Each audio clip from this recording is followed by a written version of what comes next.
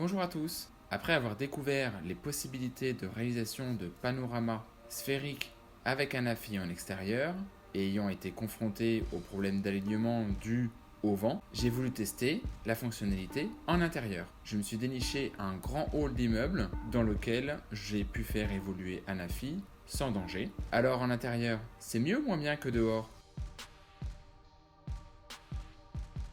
Voilà donc un AFI en train de réaliser sa séquence de prise de vue en réalisant un 360 degrés sur lui-même et en ajustant automatiquement sa caméra depuis le sol jusqu'au plafond, permettant dans l'application FreeFlight, après la prise de vue, de réaliser le montage automatiquement. Voilà donc le résultat de la composition photo réalisée par FreeFlight. J'ai ouvert la photo dans Photoshop pour pouvoir naviguer plus facilement dans l'image et je vais faire quelques commentaires. Donc en première impression, on a le sentiment que l'extérieur de la planète, qui est habituellement du ciel bleu avec des nuages, donc l'extérieur de la planète est plutôt pas mal rendu, d'autant qu'il y avait un motif sur le plafond qui n'était pas forcément évident avec tous ces trous. On pourrait penser que ça ne simplifie pas la tâche au logiciel. Donc si on regarde simplement le montage grosse maille du plafond, ça semble pas mal. Maintenant on va zoomer un petit peu et parcourir les différentes zones. Là on voit ici des problèmes de raccord qui sont assez légers. Là encore dans cette zone, des problèmes de raccord.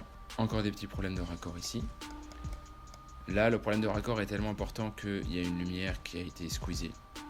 Et ici, on voit la jointure entre le début et la fin du panorama qui est très explicite. Elle continue jusqu'au pilier, dont le sommet n'est pas du tout conforme à la réalité. Revenons à la vue d'ensemble.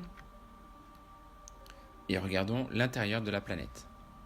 Le pourtour donne de bons résultats a priori, mais on est malheureusement attiré par tous ces raccords de la balustrade. On va y zoomer directement. On observe facilement qu'au niveau de la balustrade, là le logiciel a été complètement perdu et les raccords sont vraiment mauvais. Ici aussi, encore là, ainsi que la mezzanine. À part ça, le sol est plutôt bien rendu.